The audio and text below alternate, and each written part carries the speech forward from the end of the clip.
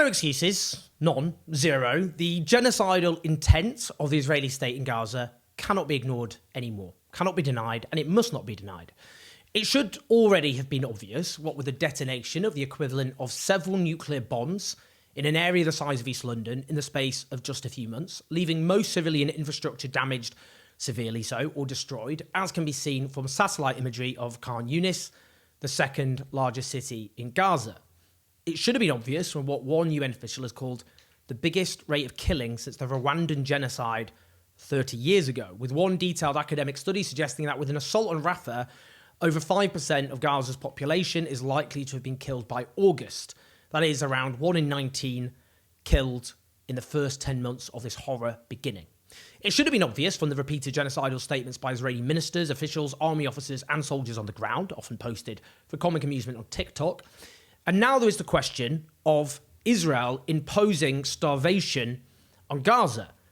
Don't listen to me on that. Instead, listen to Joseph Borrell, the European Union's foreign policy chief. Gaza, we are no longer on the brink of famine. We are in a state of famine. It's not a flood. It's not an earthquake. It's entirely man-made. By whom? Let's dare to say it. By whom? I'm coming from Washington, and I dare to say, well, yes, Israel is provoking famine. Oh, how do you say that? What evidence do you have? Come on, what evidence do I have? Hundreds of trucks are waiting to enter. And it's absolutely imperative to make crossing points work effectively and open additional crossing point. And it's just a matter of political will. Well, that's clear-cut. He said Israel is provoking famine. He says the famine is entirely man-made. He says that starvation is being used as a weapon of war. That, by definition, means genocidal intent. If you're accusing a state of deliberately imposing a famine on a civilian population, that is, of course, self-evident genocidal intent. Where's the argument? Now, before you start waving the EU flag in jubilation, if the EU thinks a state is deliberately starving a population, why the hell aren't they imposing sanctions on them? Talk is cheap. Israel knows it can ignore such statements, and it does all the time. It's action that counts.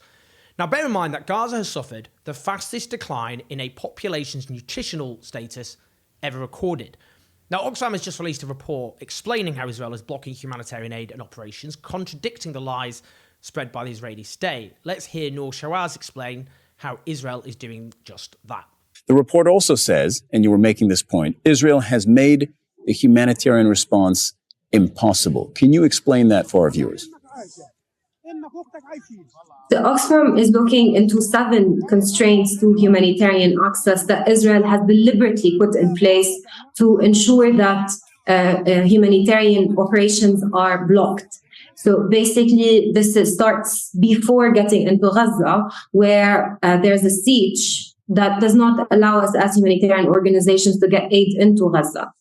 The aid that we have, or the trucks that have been crossing into Gaza, are not all the aid that is available and queuing up at the borders away from 2.3 million Palestinians who are desperate.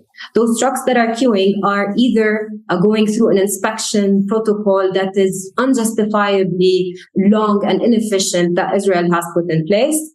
Our aid items are being rejected, and we do not understand or receive justification of why our aid items are being rejected. And this could be anything from water testing kits to sanitation material that is considered life-saving given the situation in Gaza today.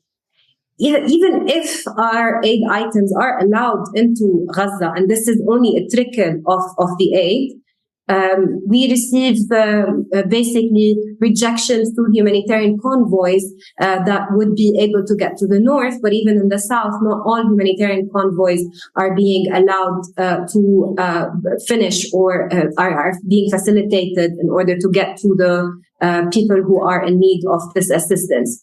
Okay. And if the humanitarian convoys are allowed, they are targeted.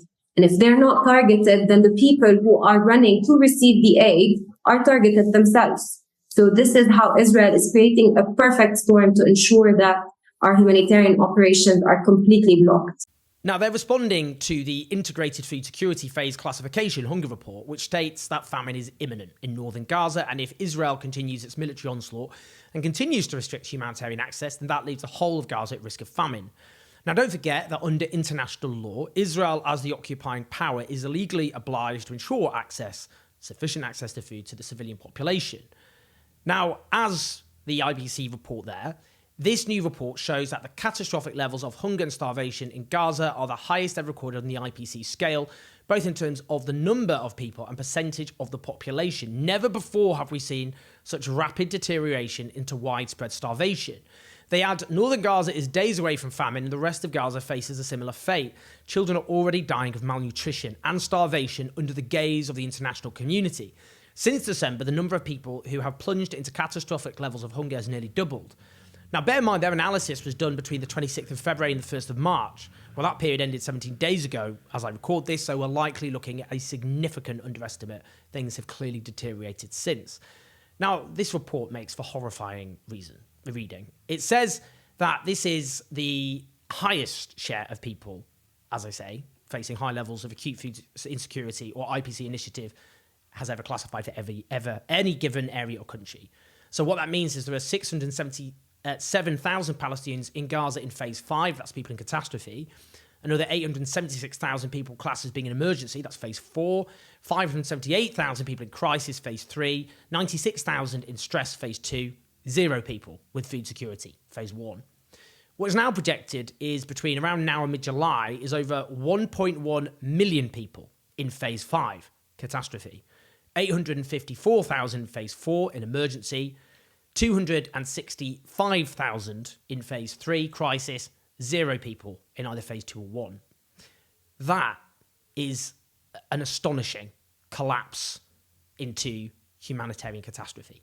Now, I did not ever think that I would be favourably quoting David Miliband, who's now the president of the International Rescue Committee, but he's the arch player by history, former Labour Foreign Secretary and leadership candidate, and I certainly didn't think I'd be quoting him on foreign policy issues, but he's rightly said about these airdrops of food, air deliveries of aid to Gaza are unsafe, highly expensive, ineffective and dehumanising.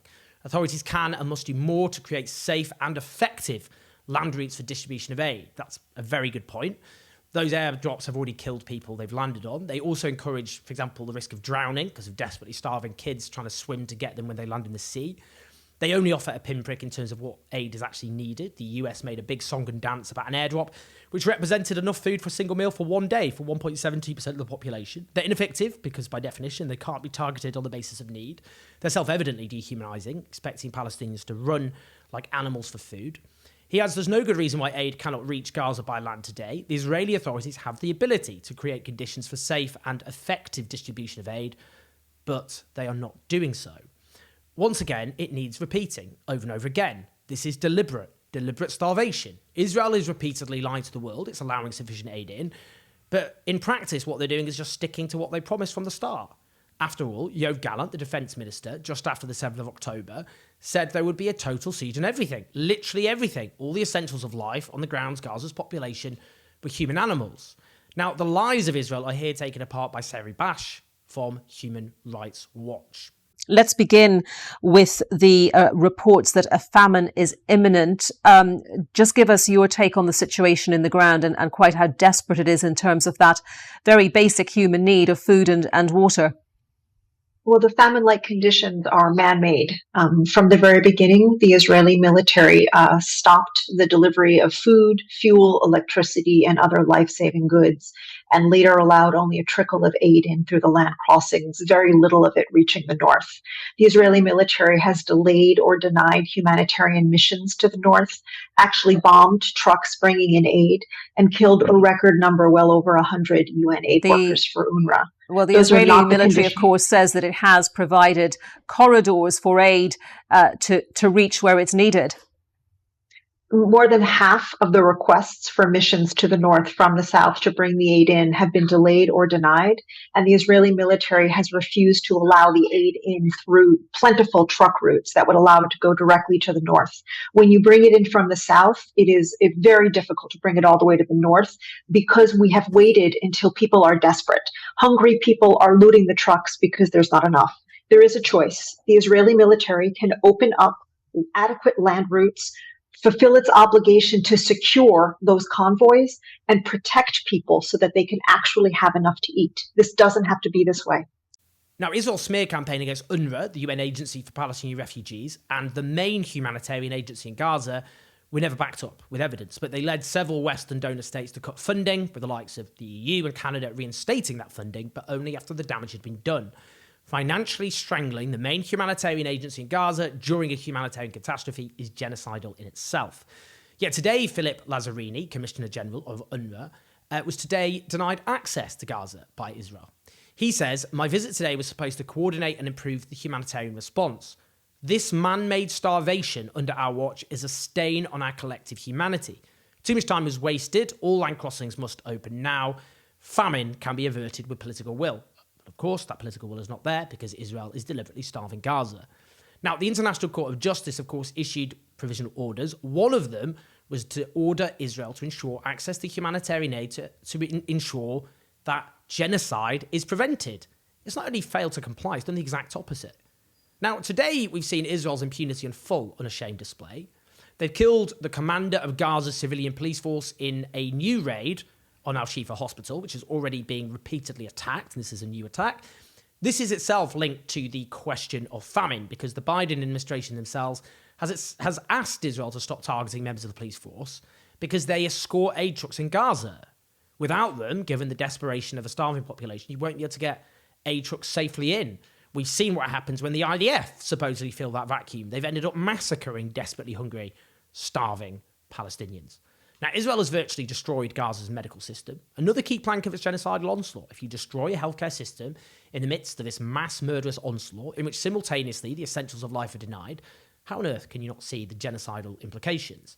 Now, as I say, they've already attacked the already largely non-functioning Al-Shifa Hospital, which was Gaza's main hospital, alleging the presence of Hamas militants.